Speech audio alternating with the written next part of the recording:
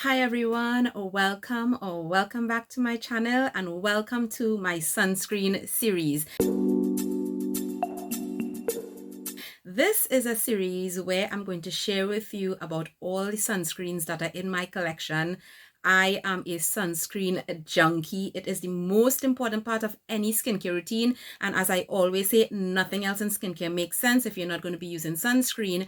However, as people of color, we tend to have issues with finding the perfect sunscreen, especially because of the color of our skin, and in general because in our culture wearing sunscreen has not been something that we're accustomed to. So a lot of people feel like they're thrown into the deep end. They have no idea where to start. So that's why I wanted to do this series, primarily to show you how sunscreens look on my skin tone so that you can have a better gauge of these products and decide whether or not these particular sunscreens are right for you. And additionally, to be another voice, another face on YouTube in the world of skincare for people of color, so that there can be another option for you if you are actually doing research. If you are new to my channel, welcome. I hope you will enjoy this series. I have a ton of sunscreens. I will do several videos throughout the year because I'm always buying new sunscreens, and I hope that this series is going to be absolutely helpful for you. Now, before we get into it, in this first video, I just want to give a little bit of orientation so that you will understand some of the terms that I might use, and it can kind of be a backdrop for you when you are looking at sunscreens in general. So the first thing we want to look at is the types of sunscreens. In general, there are two categories: chemical sunscreens and what we call mineral or physical sunscreens. How can you tell the difference? It's really based on the sunscreen filter ingredients that are used in the particular product. So starting with chemical sunscreens, I will include a list on the screen of different sunscreen filters. So if you are picking up your product, you're looking at a box, you're reading ingredients, you'd be able to tell whether this is a chemical sunscreen or a physical sunscreen. Chemical sunscreens are different to mineral or physical sunscreens in that they allow the UV light from the sun to hit your skin. However, through a chemical reaction, it actually changes that UV into heat, and that heat dissipates off the surface of the skin. They tend to be more elegant, so these are not the ones that will leave a white cast on your skin. And something that you have to keep in mind when it comes to chemical sunscreens is that you must apply them at least 15 to 30 minutes before you actually have sun exposure. It is usually written on the box, on the tube or whatever to give you an idea. If you actually see that, that can give you an indication that there are chemical sunscreen filters in your sunscreen. Mineral or physical sunscreens tend to be a little bit easier to identify because they are basically two mineral filters: titanium dioxide and zinc oxide. So again, if you turn your package, your box, your tube, and you see these written as the key filters, you know that this is generally a mineral sunscreen. Mineral sunscreens tend to be recommended for people with sensitive skin or skin issues like acne, maybe melasma, rosacea. However, these are the ones that generally tend to leave a white cast or a white film on the skin. They tend to be thicker, sometimes harder to formulate, and of course, people don't necessarily want to have that white horrible cast on their skin. And while you may be someone who probably have a skin issue where your dermatologist or your doctor probably recommended that you use a mineral sunscreen, you can get very frustrated to find the right product, especially if you're someone like me and you are a person with skin of color. Over the years, my personal preference has been for mineral sunscreens. I am just literally scratching the surface when it comes to this topic. You can feel free to go read up. There is a lot of information. Please do read information that comes from actual proper studies and good dermatologists in order to get the correct information, because there is also a lot of misinformation out there on social media. My personal preference for mineral sunscreen has really to do with two things. Number one, because of my hugely acne prone skin, mineral sunscreens tended to be better for my skin type. And number two, when I have tried a lot of sunscreens with chemical filters, they tended to irritate my skin or burn my eyes. I had burning on my skin, different types of issues. Once I realized that was happening with my skin, I literally would not choose sunscreens with chemical filters, and I will automatically choose sunscreens with mineral filters. It took me a long time to find formulas that I loved, formulas that looked good on my skin as well. And that's why I have such a huge sunscreen collection. And I actually still prefer mineral sunscreens, but as you will realize in this series, some things have changed, or maybe I should say I learned a little bit more. So let's talk about how to read your labels, how to know what type of sunscreen you're buying, and some of the more important things that tend to stand out on labels. And the first thing is that SPF rating. SPF stands for Sun Protection Factor, and this one is more concerned with the sunscreen's ability to protect your skin from UVB rays, or the rays from the sun that actually burn your skin. The number that you see written as the SPF number just means that this is the number of times longer it would take for your skin to burn compared to if you were wearing no sunscreen at all. So if you see SPF 30, it means that by wearing the sunscreen, it's going to take your skin 30 times longer to burn than if you were not wearing any sunscreen at all. From very old studies, dermatologists will actually recommend that you use at least SPF 30. Some will say go to at least SPF 40. And the real contention here is really because most people do not apply enough sunscreen. And if you do not apply the amount of sunscreen that you should be applying, you will not be getting the sun protection that is actually written on your tube. So if you are using an SPF 30, but you're literally dotting sunscreen like that, then you're actually probably getting something like SPF 5 or 10, nowhere close to what's written on the tube. Me personally, I tend to look for sunscreens that are SPF 40 and above. Most of my sunscreens are SPF 50.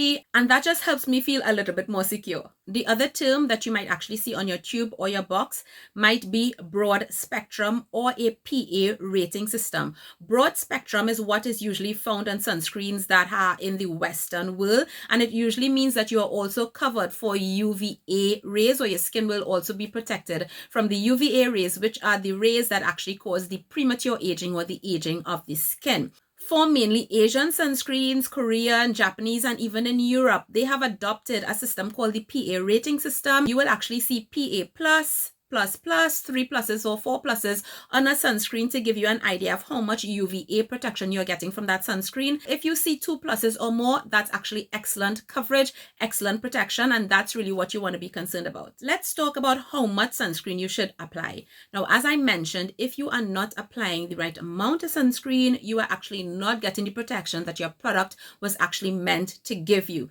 In general, and I'm saying in general because there is actually a mathematical formula that you can use to calculate based on the surface area of your face how much sunscreen you will actually need. But in general, for the average size adult, we will actually need a 1/4 teaspoon of product for our face, another 1/4 teaspoon for our ears and our neck, 2 teaspoons for your torso, and 2 teaspoons for each leg. That's if you want to talk about body sunscreens. A 1 ounce glass of sunscreen will be enough to cover your entire body. Mind you, if you are bald head, then you actually need separate sunscreen for that area, and that's not included in the 1/4 teaspoon for your face. Now, you would see a lot of skincare influencers, derms, doctors, and so on using probably the 2-finger or 3-finger method in order to figure out how much of a sunscreen they should apply, because by measuring it, you will realize that if you put it on 2-finger lengths or maybe 3-finger lengths, depending on the length of your fingers, that's actually the amount that you need for your face. If you are absolutely not sure about how much sunscreen you should be using,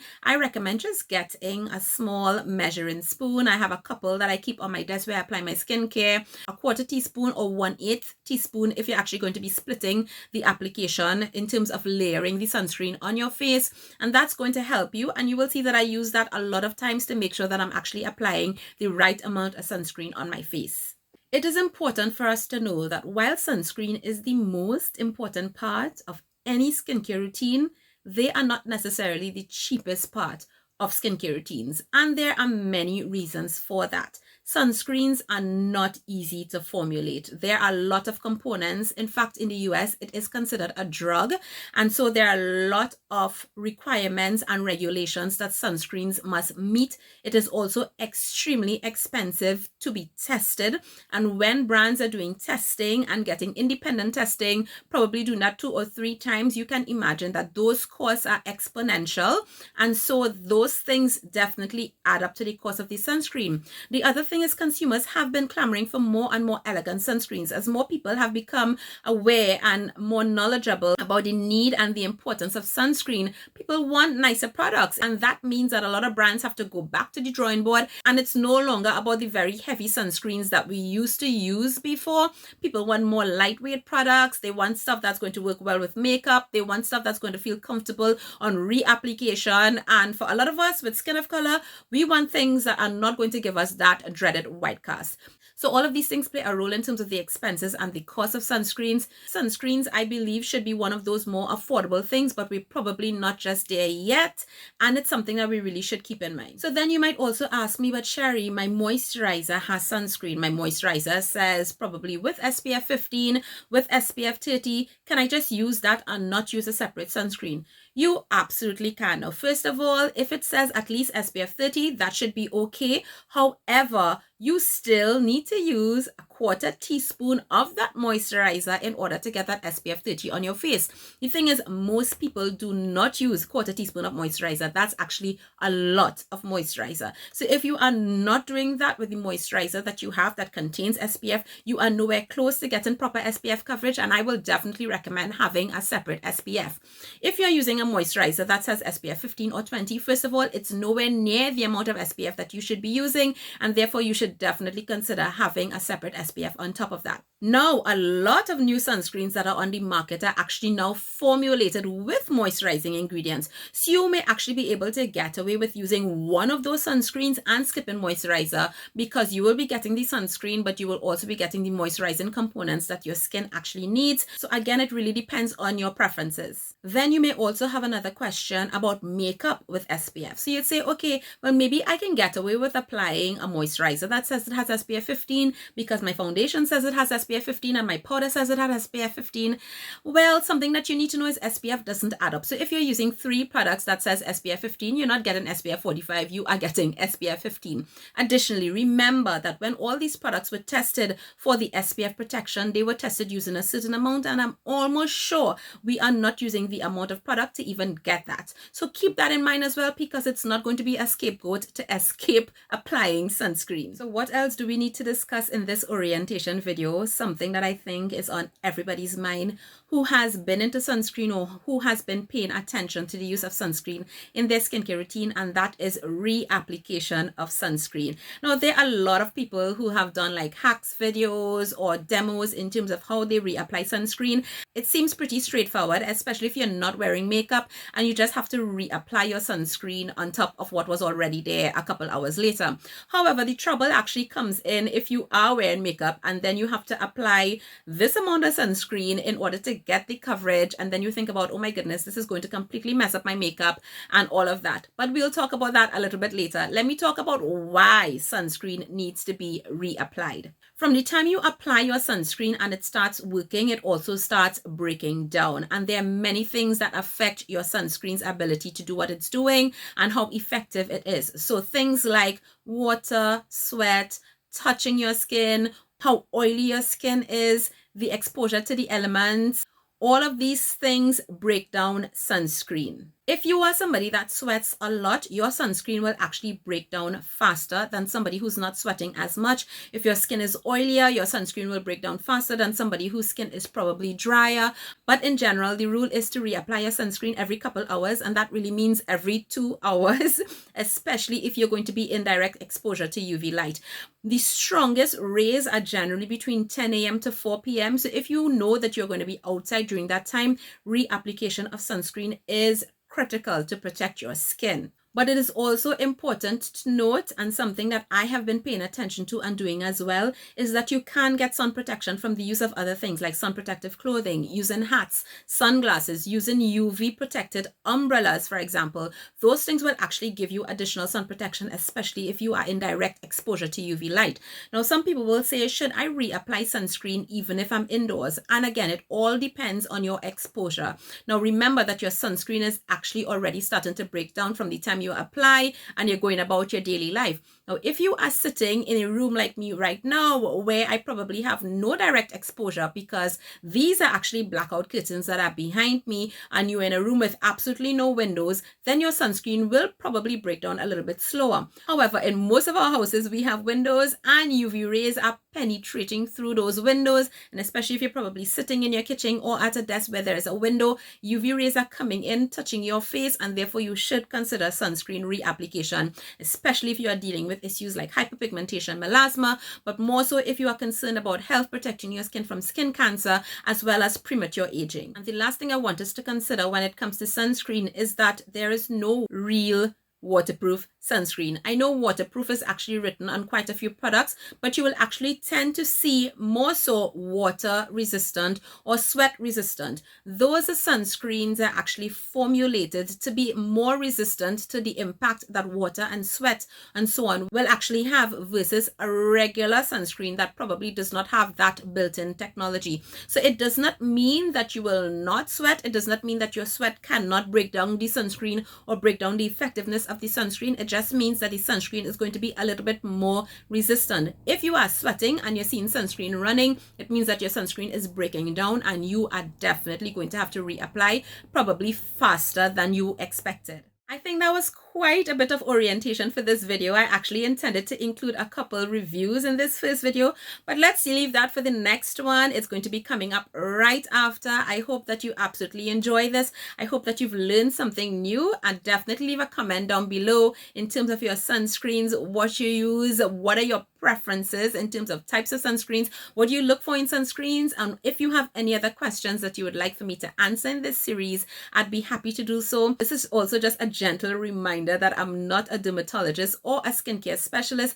I'm just a very educated skincare consumer. I read a lot, I listen to a lot of doctors and dermatologists, and I'm just sharing that information in a way that I think is probably going to be helpful for others like you who might be consumers and looking for the best products for your skin. Stay tuned because demos and reviews are coming up next, and I'll see you guys in my next video. Take care. Bye.